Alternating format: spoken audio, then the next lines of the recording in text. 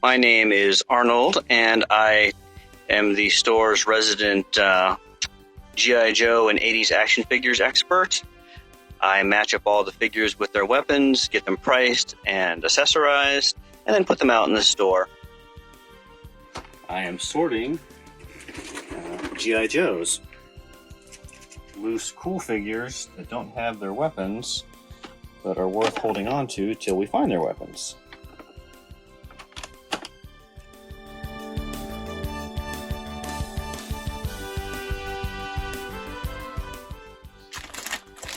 I have been working with Joes for probably well over 30 years, so it's been a while that I have been dealing with them.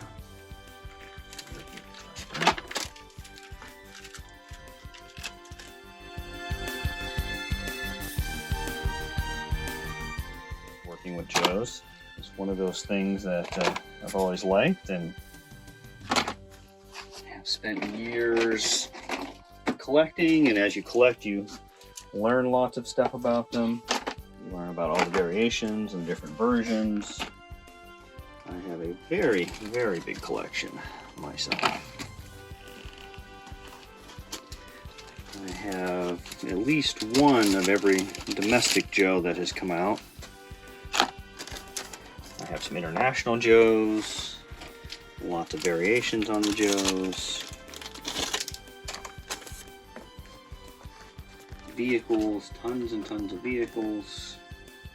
There's a huge, overwhelming room full of thousands and thousands of toys and action figures, spanning from the late 70s to the present. Right now I'm still in the process of displaying them, so most of them are sadly in boxes because I moved. I had been collecting for literally years. It takes years to unpack it all. So we hold on to these till their weapons show up, and sometimes it can take years. Sometimes, you know, somebody will trade them in, they'll just be random. You'll get a collection where the figures aren't worth putting their weapons with them, so you put them with better figures and you just get rid of the less good figures. Then there's cheap figures that you just put into a bin like this. It's got all of your figures that weren't worth putting weapons with, but they're good for play, they're good for customizing. Somebody always wants the figures, no matter what their condition. There's lots of figures that are difficult to find in here. That's why they're kind of in here. Some of them are just really nice, and they're not very common. Well, this is a bin of more 90s and modern figures. This is Ninja Force, and not really an organization there. This is all Cobra, and these are just older Joes. Really just making a little bit more manageable bins of the figures so that they're easier to find. And these guys need their O-rings replaced before they join their brothers in the bins. The O-rings are what hold these figures together, and they were designed with a 6-year lifespan originally, because the designers figured that the first kid would have it and maybe pass it down to their younger brother, and by the time 6 years have gone through, they would be buying new toys or would be out of these toys. So they weren't designed to last forever. They dry out and crack and the figures fall apart. But the unique O-ring design allows the figures to move. You can move at the waist. It makes them very more fun play value. So to replace O-rings, the best ones to use are Professor Foam. And there's his info. He's found on eBay and does have a website. But they're the perfect rings to replace inside your vintage Joes, so that they are once again ready for action.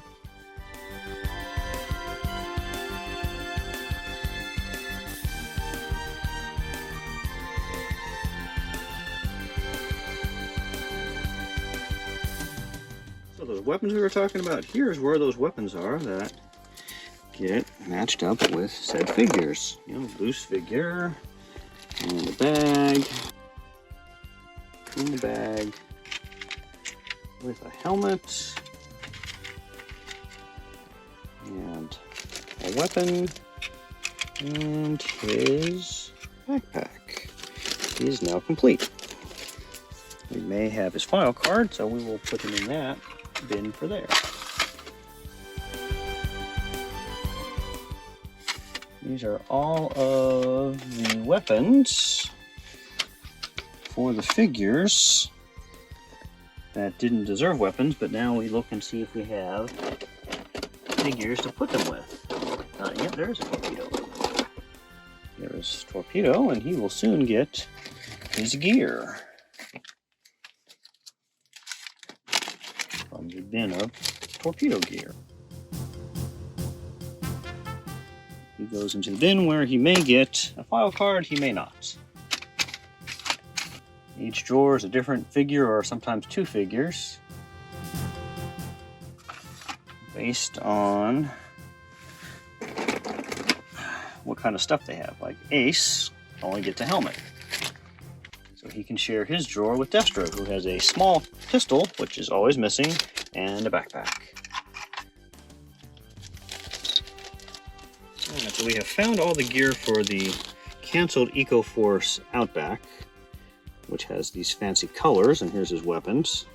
He was supposed to come out in the EcoForce line, but then he ended up just coming on the Battle Force line, and they recolored him later, less bright, but he had the same gear. I believe for the EcoForce he was probably going to have different gear, but since it was canceled, they just gave him the other gear. So he is kind of a neat find. We're going to look for Stalker. See what gear Stalker came with. There he is. Oh, okay. So Stalker came with some black gear, and there's actually, this is the variant of Stalker, because if you look in the book, he doesn't have bright yellow on his sleeves. That was a running change. Actually, the change happened during Desert Storm. It was a cost saver. They eliminated one paint app from a bunch of the figures, so some had the paint app and some did not.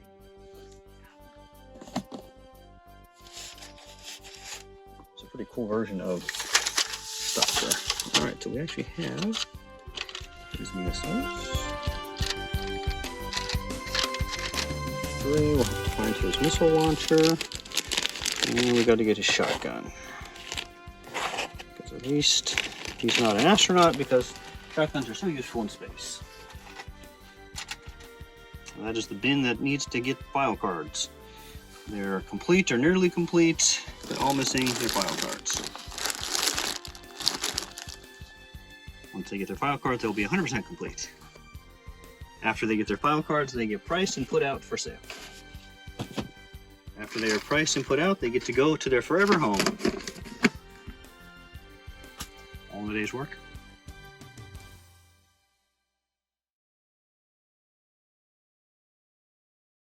That is one I really want. Mostly for the figures. They are O-ring figures of Zorana and Zartan, and there's actually a different paint scheme on Zorana. And then you also get a Ravage that transforms, which is pretty neat. And they are reusing the San Diego Comic-Con leash for Ravage. The original Ravage that came out did not transform, but that one does.